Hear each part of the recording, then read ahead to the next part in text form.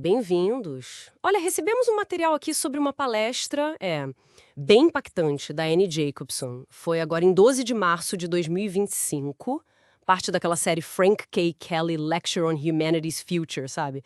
Dentro do simpósio Choose Hope. Ah, sim. A Jacobson, né? Ela é conhecida por investigar defesa, Pentágono, CIA. Exato. E o interessante é que ela não vem pelo lado da paz, assim. A perspectiva dela é militar mesmo, do planejamento de guerra nuclear. Hum. A ideia aqui é a gente explorar um pouco a pesquisa dela sobre o que aconteceria se a tal dissuasão nuclear falhasse, né? E ela baseou isso em muitas entrevistas, né? Com gente de peso. Sim, dezenas de assessores presidenciais, secretários de defesa, comandantes militares, figuras bem chave. E para começar, assim, a escala do problema já é assustadora. A gente está falando de umas 12.300 armas nucleares no planeta. 12 mil. Nossa.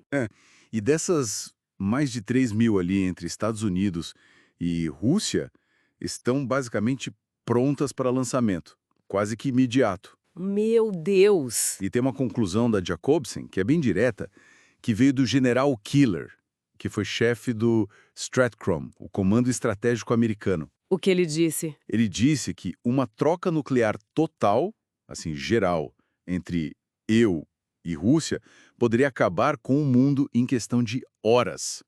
Horas. Puxa. É. É muito rápido.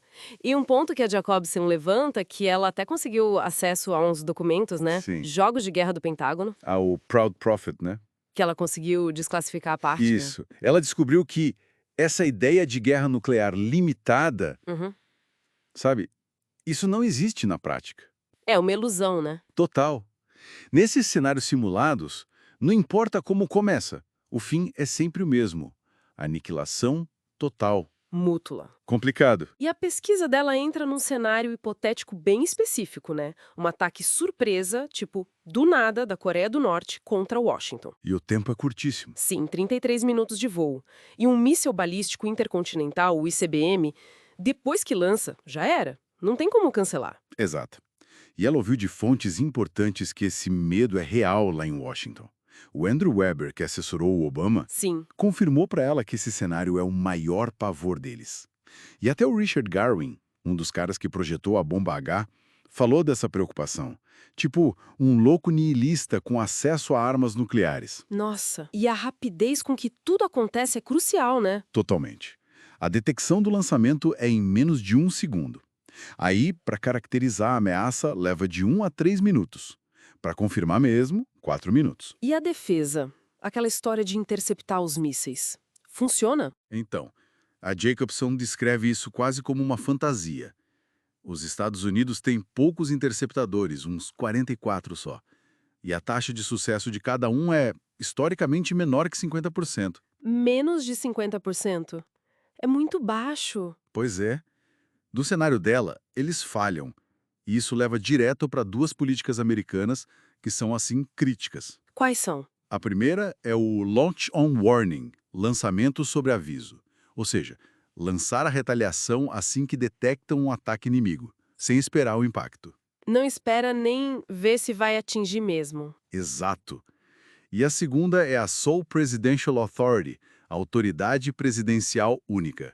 Quem decide sozinho se vai ter contra-ataque nuclear é o presidente. Só ele. Sozinho. E com quanto tempo para decidir? É aí que fica tenso. Só 6 minutos. 6 minutos. É quase nada para uma decisão dessas. É tão pouco tempo que o próprio Ronald Reagan chegou a refletir sobre como seria impossível usar a razão no momento desses. 6 minutos. Impensável. E aí entra uma falha que a Jacobson aponta, que é quase existencial na escalada, né? E que foi confirmada por gente como Leon Panetta, William Perry, ex-secretário de defesa. Qual é a falha? Imagina, os mísseis americanos lançados lá do meio oeste para atingir a Coreia do Norte. Eles teriam que sobrevoar a Rússia. Ah, claro, a trajetória. Exato.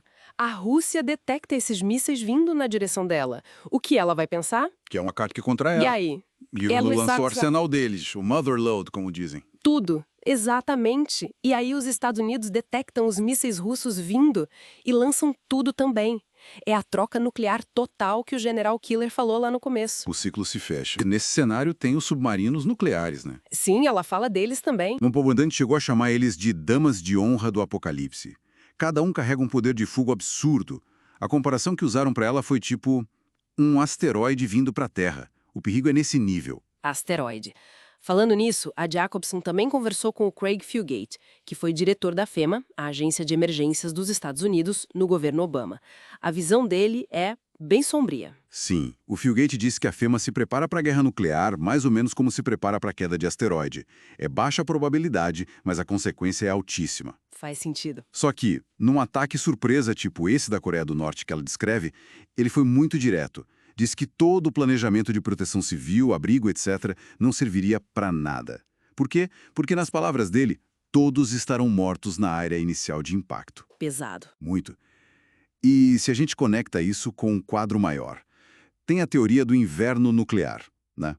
Aquela de 1983, do Saga e outros. Ah, lembro disso. Que falavam que era propaganda soviética no começo? Exato. Mas o Pentágono, na verdade, sabia o risco era real.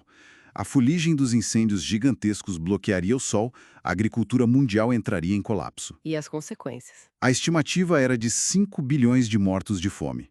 E os sobreviventes, bom, voltariam a ser caçadores-coletores. Uma regressão total. Puxa vida!